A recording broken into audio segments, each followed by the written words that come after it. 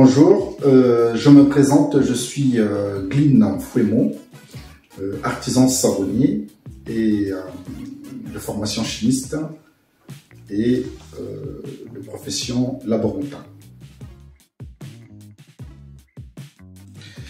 Alors, la savonnerie Gline est une petite auto-entreprise pour l'instant et mes savons, je les fabrique chez moi où j'ai aménagé un laboratoire, un petit laboratoire pour l'instant. Et c'est là où je fais mes savons que vous avez derrière vous à travers ces images. Et pour l'instant, je converge petit à petit vers l'installation d'un laboratoire pour fabrication uniquement des savons et des cosmétiques.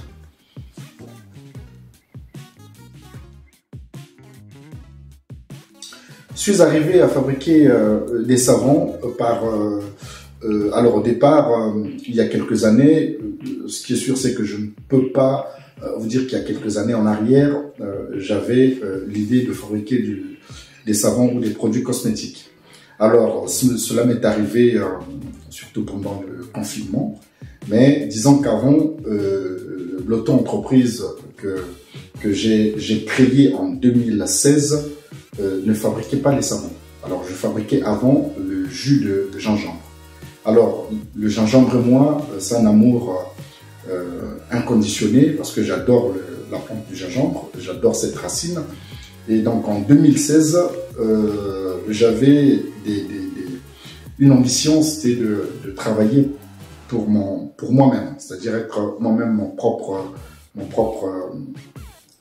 être patron de mon activité.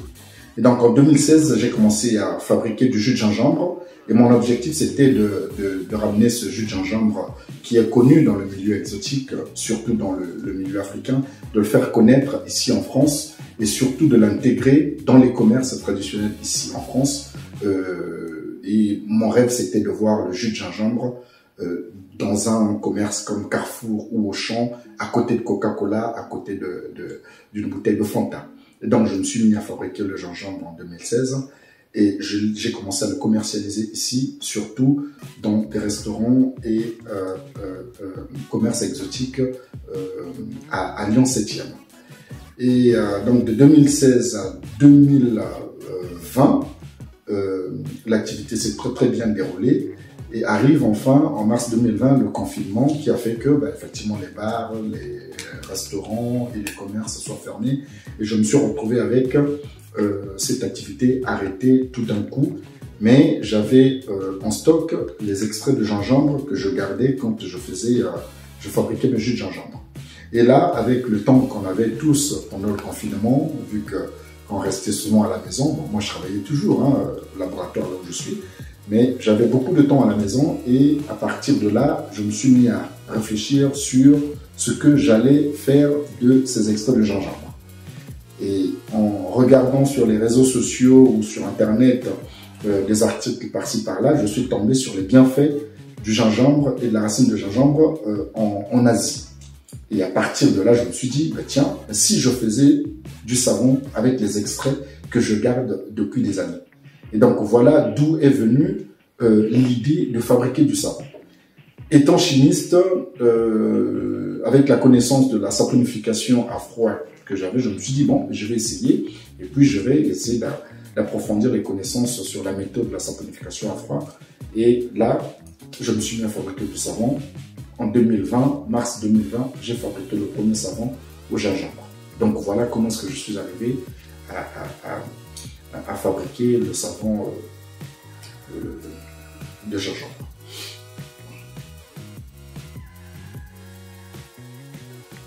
Se lancer dans l'entrepreneuriat, je l'ai dit au départ que c'était un état d'esprit, mais c'est vrai qu'il y a des moments où on peut se dire est-ce que je me lance, est-ce que je ne me lance pas. C'est pour ça que effectivement, une fois qu'on a l'idée de créer une entreprise, c'est bien de se faire accompagner. Et j'ai parlé tout à l'heure des structures qui peuvent vous accompagner, vous aider à lever le doute sur votre projet. Moi, personnellement, j'ai eu affaire à la chambre de commerce de Lyon, où j'ai eu à passer 2 fois des formations en création d'entreprise. Et effectivement, avec tout ce que j'ai reçu comme enseignement, ça m'a plus donné l'envie de me lancer que de reculer. Et sachez que quand vous avez une idée, on le dit, hein, on dit souvent que mieux vaut essayer et arrêter une fois qu'on a échoué que de ne pas essayer parce que vous risquez de le regretter. Donc, lancez-vous et surtout entourez-vous. Entourez-vous, demandez à ceux qui sont déjà dans le bain, demandez conseil parce qu'on peut le regretter une fois qu'on s'est rendu compte que ben, voilà, j'avais une idée, je ne me suis pas lancé, j'ai hésité et puis je suis resté dans mes doutes et finalement je n'ai rien fait. Mais consultez, il y a la chambre de commerce et de l'industrie, il y a également la chambre des métiers et de l'artisanat et dans tous ces endroits-là vous trouverez des professionnels et il y a même des chefs d'entreprise qui viennent pour partager avec vous leur expérience. Mais j'avoue que c'est pas facile de se lancer et surtout de se dire bon mais surtout pour ceux qui ont un boulot, qui ont un gagne-pain, de se dire bah mais je vais me détacher de mon boulot pour me lancer dans l'entrepreneuriat parce qu'on ne sait pas où on va, on ne sait pas si ça va marcher, on ne sait pas. Mais si vous ne vous lancez pas, ben, vous n'aurez jamais gain de cause, vous ne saurez jamais éternellement si votre idée allait marcher ou pas, mais moi je vous conseillerais de vous lancer et puis après vous verrez. Mais il faut avoir de la volonté, il faut vraiment que ça soit quelque chose qui vous tient à cœur parce que c'est pas facile, mais c'est pas non plus la mer à boire.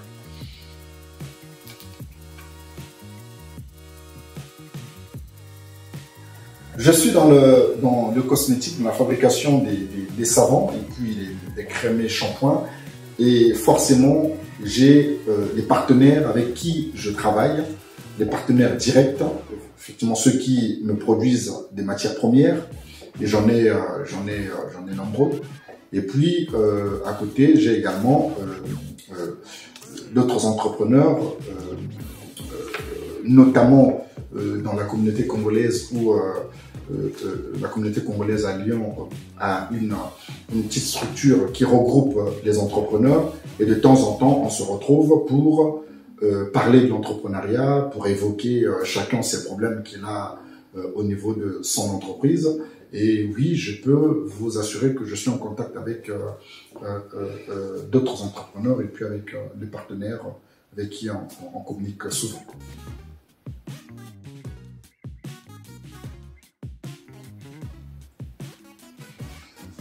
Fabriquer un produit demande une organisation en amont, avant le jour même. Donc le savon, la crème, le shampoing, on prépare avant, on regarde avant l'approvisionnement qu'on a en matière première et on regarde également le procédé qu'on va utiliser. Et le jour même, ben, on se met à fabriquer son produit avec toute l'organisation qu'il y a eu en amont. Alors, la journée de fabrication d'un savon, c'est une journée qui demande de la concentration. Ça demande de la concentration parce que on est dans la chimie et puis autour, il ne faudrait pas se disperser parce que le produit, dans son procédé, dès que tu essaies de rater un petit détail, ben, tu rates le produit. Donc ça ressemble à une journée de réflexion, de concentration et surtout de précision. De précision parce que le produit, pour l'obtenir, il faudrait faire les mélanges qu'il faut parce que sinon après on fabrique un autre produit à la place de celui qu'on a prévu. Sinon, en une journée, il peut m'arriver de faire 50 à 100 savons, selon ce que je prévois de faire.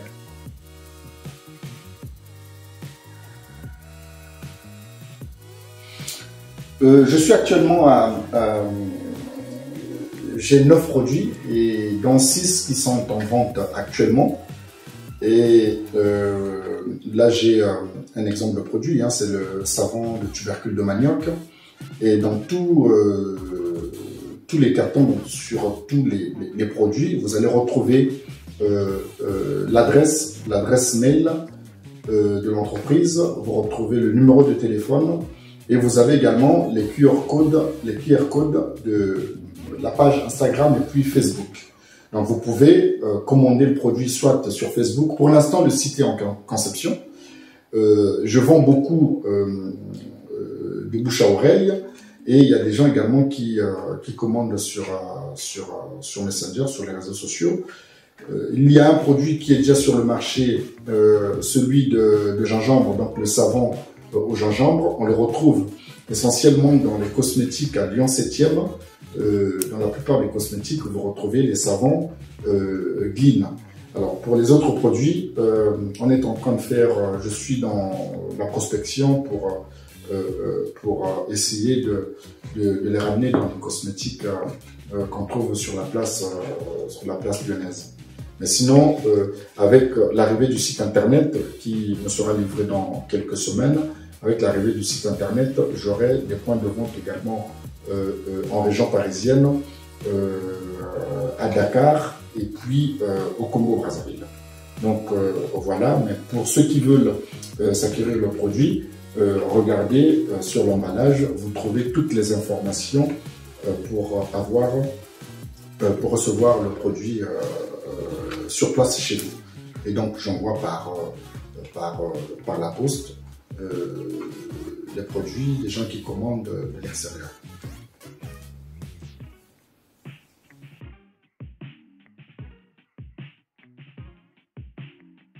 Se lancer dans l'entrepreneuriat, je l'ai dit au départ que c'était un état d'esprit, mais c'est vrai qu'il y a des moments où on peut se dire est-ce que je me lance, est-ce que je ne me lance pas.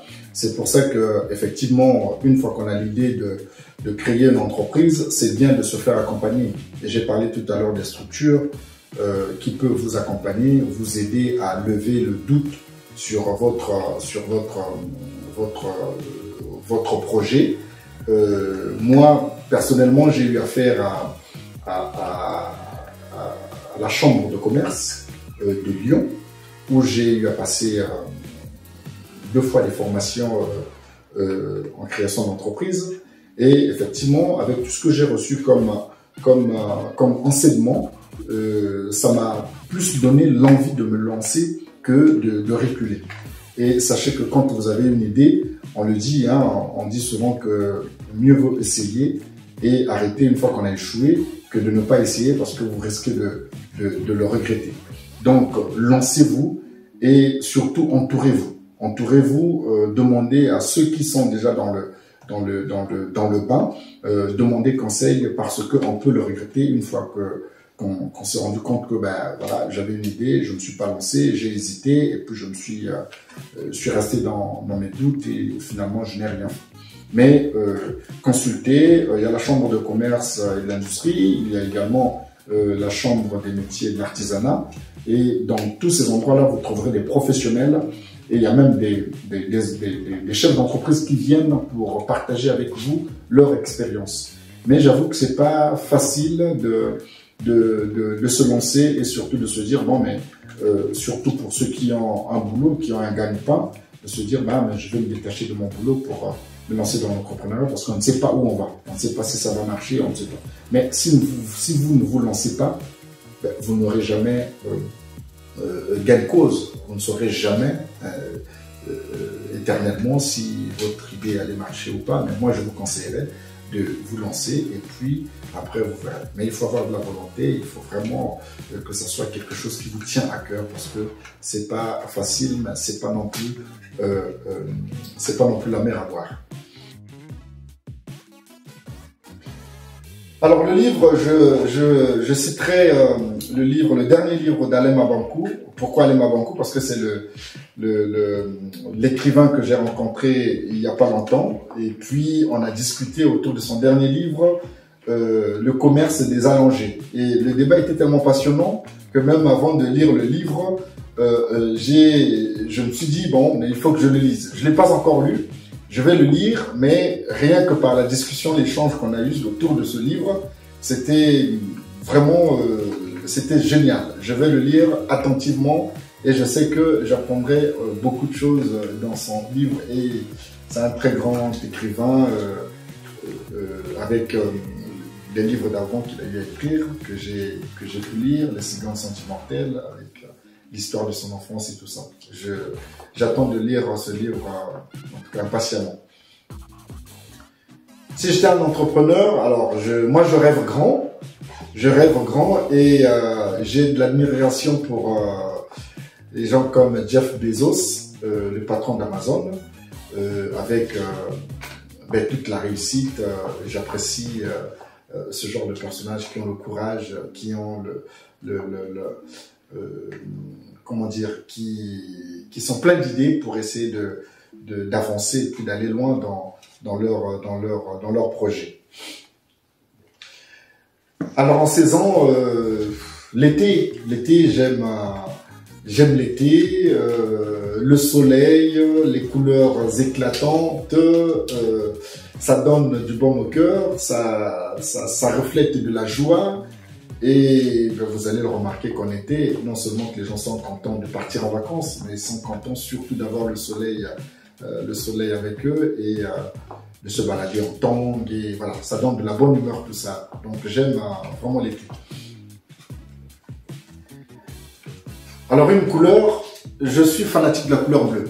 J'aime bien cette couleur et la couleur bleue, j'ai pas encore regardé ce que ça signifiait, mais moi personnellement j'aime bien la couleur bleue et comme je suis chrétien également, c'est la couleur de la Vierge Marie. Et j'adore cette couleur. Et j'ai beaucoup de mes habits sont des couleurs bleues. Voilà. Et mes enfants le savent que papa aime bien la couleur bleue. Même là où je suis, je ne manque pas de bleu. J'ai un pantalon bleu. Voilà. Alors un film. C'est le film qui me marquera toujours, que j'aime bien. J'adore bien ce film, c'est La Ligne Verte. La Ligne Verte de Tom Hanks. Et c'est un film que je regarde sans m'en lasser. Je l'ai regardé au moins 6 fois. Aujourd'hui, si je veux encore regarder ce film, quand j'ai envie de regarder ce film, je mets, c'est comme si c'est la première fois. Merci à vous d'avoir suivi tout cet entretien et je vous invite à vous abonner. Mais vous allez retrouver cet entretien sur YouTube et sur la page Facebook. N'hésitez pas à vous abonner. Il y aura d'autres sujets très très importants sur cette chaîne. Merci à vous et puis on se dit à bientôt.